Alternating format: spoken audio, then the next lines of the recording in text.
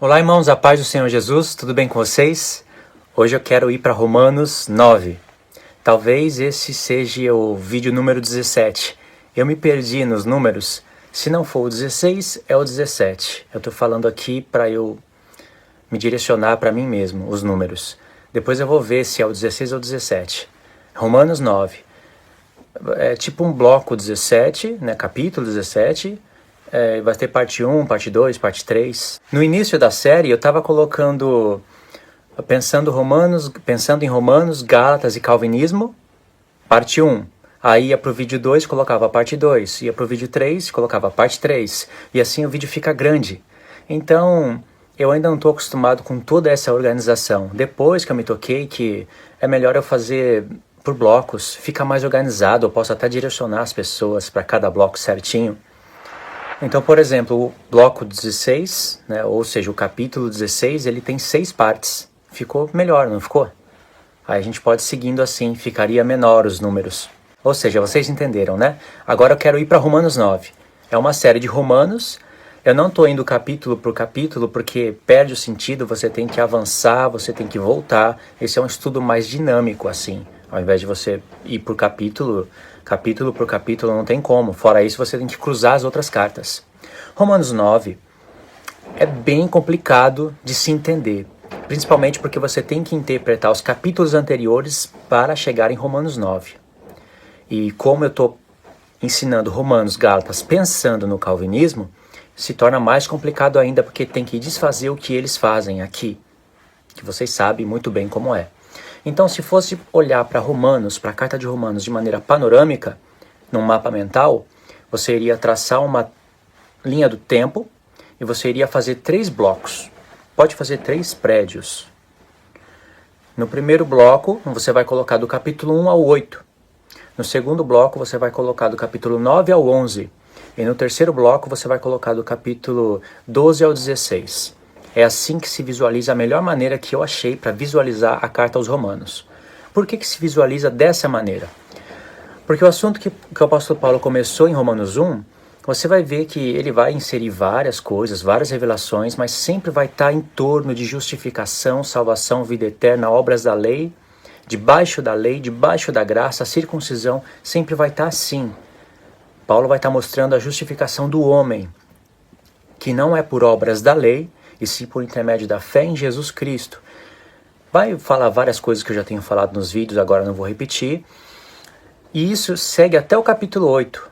No capítulo 7, ele vai falar aquela maravilha, aquela coisa tremenda, complexa, aquela exposição de um homem que recebe a lei de Deus, mas acaba agora tendo uma luta da carne contra o Espírito. Né?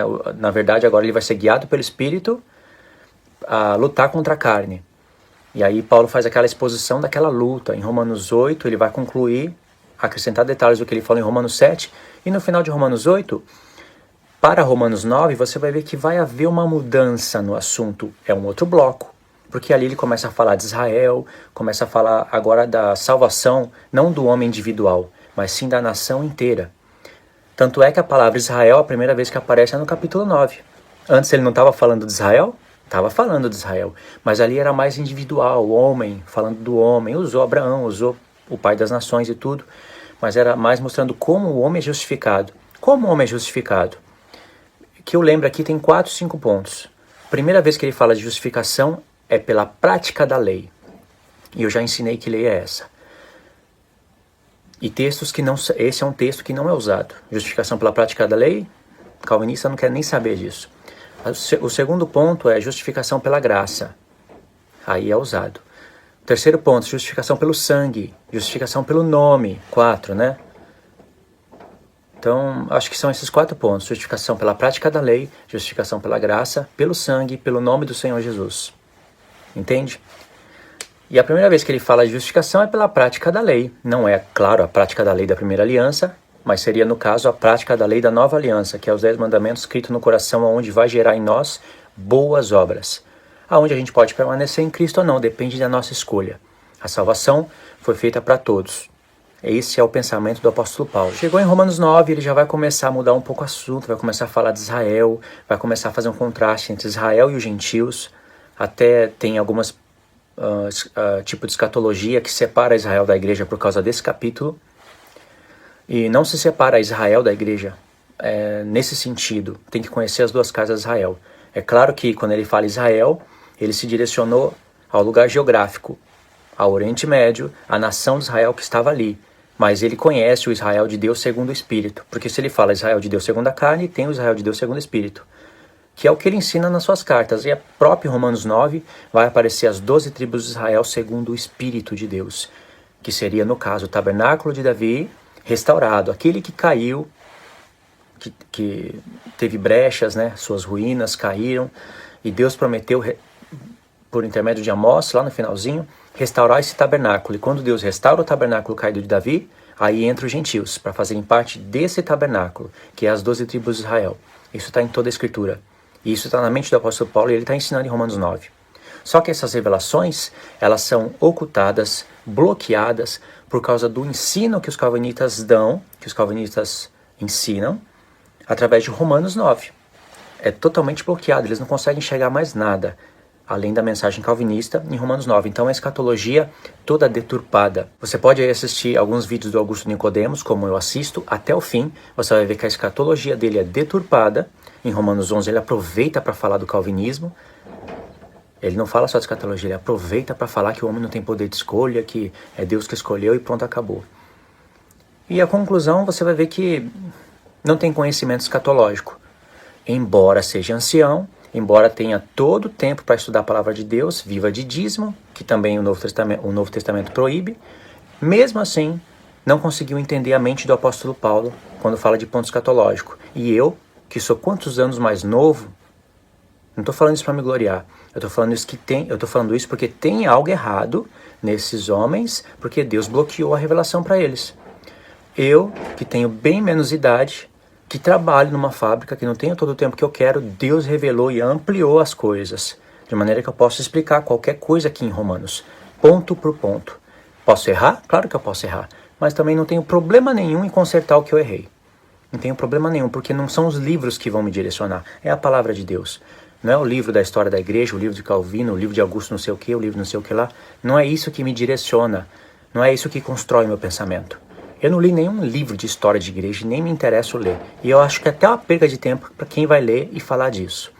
A Bíblia é autossuficiente para tudo isso.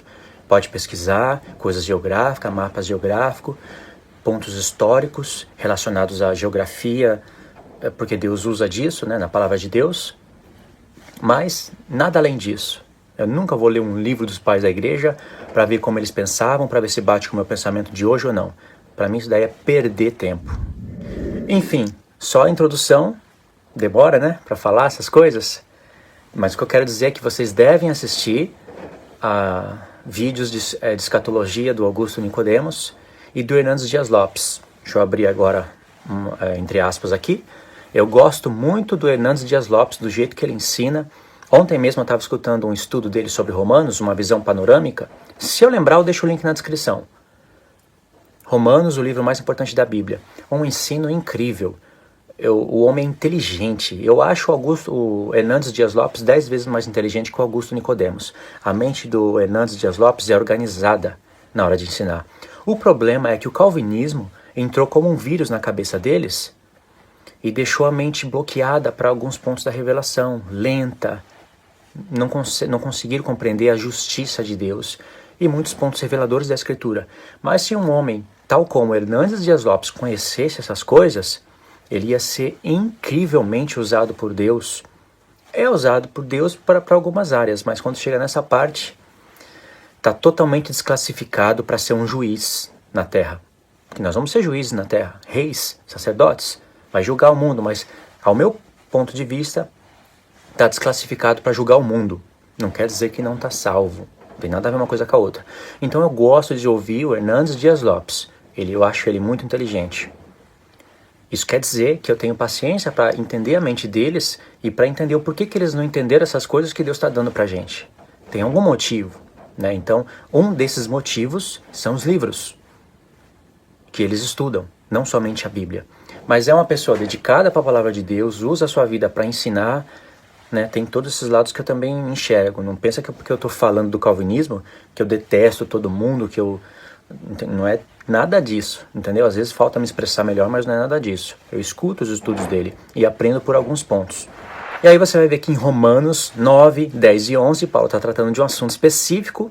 É incrivelmente revelador, uma das cartas mais reveladoras dele é Romanos. Efésios é incrivelmente revelador. Cada carta, irmãos, tem a sua especialidade. Cada carta é importante. Mas Romanos, ele fala muito da salvação, justificação. Ele fala claramente das duas casas de Israel. E os gentios entrando para fazer parte das duas tribos pela casa de Israel. Ele cita o profeta, o nome do profeta, os textos, e o Espírito Santo fez aí uma programação incrível. Os que forem interessados iriam buscar, iriam entender a mente do apóstolo Paulo. Os que não forem interessados iriam ler, passar batido e continuar ou no calvinismo, ou no arminianismo, ou seja lá qual for a linha que eles pregam, a teologia que eles iriam ensinar. Mas tem uma programação do Espírito Santo aí tremenda. Entende? Vocês entendem isso? Aí a partir do capítulo 11, 11, né? 12, 13, 14, 15 e 16... ele está falando assuntos relacionados ao bloco do meio, que é do 9 ao 11, e relacionados ao primeiro bloco, que é do 1 ao 8. O segundo bloco está totalmente relacionado com o primeiro, então você jamais vai poder compreender totalmente a mente do apóstolo Paulo no segundo bloco se você não compreende o que ele está falando no primeiro. E para compreender o que ele fala no primeiro, você tem que compreender as expressões obras da lei e debaixo da lei, porque é em contraste que ele usa isso para falar debaixo da graça. É entre essas expressões, obras da lei, debaixo da lei, que aparece a palavra salvação, justificação e vida eterna. Não conhecendo essas expressões, você vai entender errado como o homem é justificado. De que maneira? Eu tô doido para falar de que maneira os calvinistas falam isso, mas eu já falei demais isso daí, né?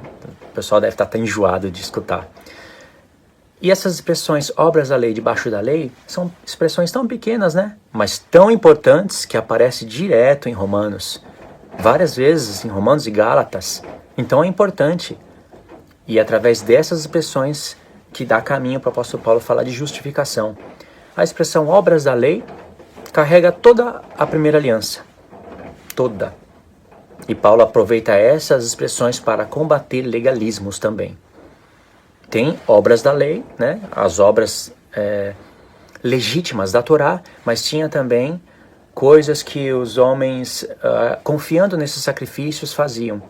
Então é o tipo de legalismo e Paulo combate isso. Obras da lei, debaixo da lei, carrega todo o resumo da primeira aliança, está contido nessa palavra. Tem as partes positivas, as partes negativas, como eu já expliquei nos vídeos passados. Entendeu o porquê dessa introdução? Agora eu vou explicar Romanos 9, mas é uma visão panorâmica. Eu não me preparei aqui com todos os textos. Paulo cita texto após texto. Se você ler Romanos 9, somente pensando em livro de calvinismo e somente querendo entender Romanos 9 por Romanos 9, você vai chegar numa conclusão totalmente equivocada. E você vai ver um apóstolo arrogante e injusto, falando que aquilo que Deus designou para julgar o homem é justo, quando na verdade é injusto e qualquer um pode ver isso. Ninguém desejaria aquele tipo de julgamento para si mesmo. Certo? Vamos fazer uma leitura agora de Romanos 9. Eu vou explicar panoramicamente, vocês vão ter que correr atrás dos textos, porque é complexo. Certo, irmãos? Vamos lá, Romanos 9, na segunda parte.